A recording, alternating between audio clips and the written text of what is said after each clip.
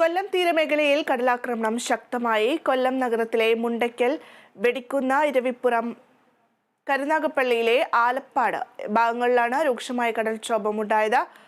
രാജീവുണ്ട് വിശദാംശങ്ങളുമായി. രാജീവ്, എന്തായാലും വലിയ രീതിയിലുള്ള നാശനഷ്ടങ്ങളൊന്നും റിപ്പോർട്ട് ചെയ്തിട്ടില്ല എന്നുള്ളത് ആശ്വാസകരം തന്നെയാണ്. നിലവിലെ അവസ്ഥ എങ്ങനെയാണ്?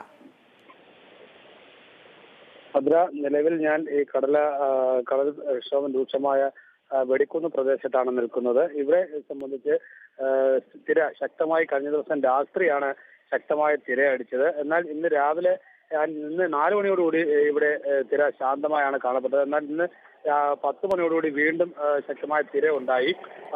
ഈ പ്രദേശത്തെ ഒരു വീടിന്റെ മുൻവശം വാതിലോടുകൂടി തന്നെ കടലെടുത്ത് കൊണ്ടുപോയി എന്നാണ് ഇപ്പോൾ അവർ നമ്മളോട് പറയുന്നത്. അതുപോലെ തന്നെ ഇവർക്ക് രാത്രി ഉറങ്ങാൻ കഴിയാത്തൊരു കാര്യമാണ്. ഇന്ന് രാത്രി 12 മണി വരെ കള്ളക്കടൽ പ്രതിഭാസം ഉണ്ടാകുമെന്നാണ് ഇവർക്ക് അറിയിപ്പ് കൊടുത്തിരിക്കുന്നത്.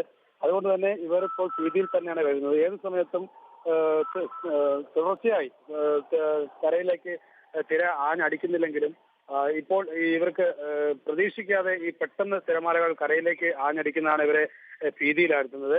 ഇന്ന് നേരത്തെ നമ്മൾ പറയുന്നത് പോലെ തന്നെ ഇന്ന് ഞായറാഴ്ച ദിവസമാണ്. ഇവർ കടലിലേക്ക് ആരും ഇന്ന് പോകുന്ന ദിവസമല്ല, മറ്റു പണികൾക്കും പോകുന്നതല്ല. അതുകൊണ്ട് തന്നെ ഇന്ന് എല്ലാവരും വീട്ടിൽ തന്നെ ഉള്ളവരാണ്. കഴിഞ്ഞ ദിവസം രാത്രി ഉറക്കമൊഴിഞ്ഞവരാണ് പലരും. കാരണം വീട്ടിൽ തന്നെ 3-4 പേർ ഉറക്കമൊഴിഞ്ഞ് കാത്തിരിക്കുകയും ഏതെങ്കിലും സാഹചര്യത്തിൽ കടൽ മാറുകയാണെങ്കിൽ മറ്റുള്ളവരെ വിളിച്ച് പുറത്തേക്ക് കൊണ്ടുപോകുന്ന ഒരു അവസ്ഥയിലാണ് ഇവരുണ്ടായിരുന്നത്.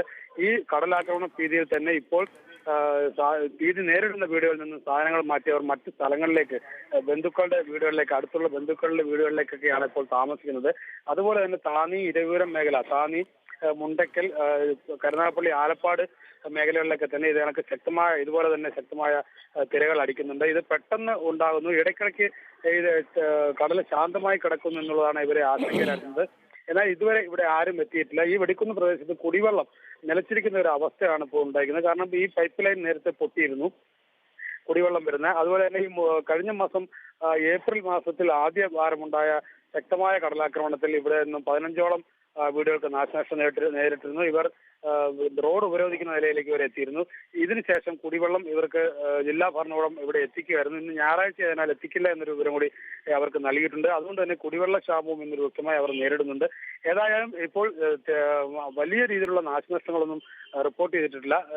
ജില്ലാ ഭരണകൂടം അറിയിച്ചിരിക്കുന്നത് എന്തെങ്കിലും നിങ്ങൾക്ക് ബുദ്ധിമുട്ടുണ്ടാകുന്ന സാഹചര്യമുണ്ടെങ്കിൽ പെട്ടെന്ന് തന്നെ വിവരം അറിയിക്കണമെന്ന് അറിയിച്ചിട്ടുണ്ട്. എന്നാൽ ഇവരുടെ ഭാഗത്തുനിന്ന് യാതൊരു സഹായവും ഇതുവരെ എത്തിയിട്ടില്ല എന്നുള്ളൊരു നിലപാട് നാട്ടുകാർ ആരോപിക്കുന്നുണ്ട്. ഭദ്ര.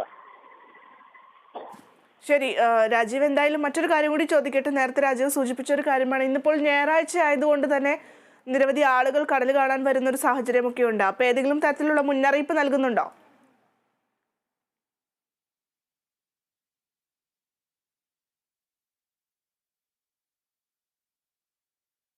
കൊല്ലം തീര മേഖലയിലും കടലാക്രമണം രൂക്ഷമാണ്.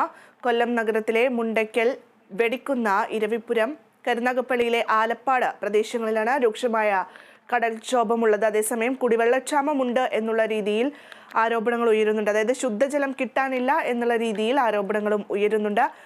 അധികൃതർക്ക് പരാതി നൽകിയെങ്കിലും തിരിഞ്ഞു നോക്കുന്നില്ല തുടങ്ങിയ കാര്യങ്ങളൊക്കെയാണ് പ്രദേശവാസികൾ ഉന്നയിക്കുന്നത്.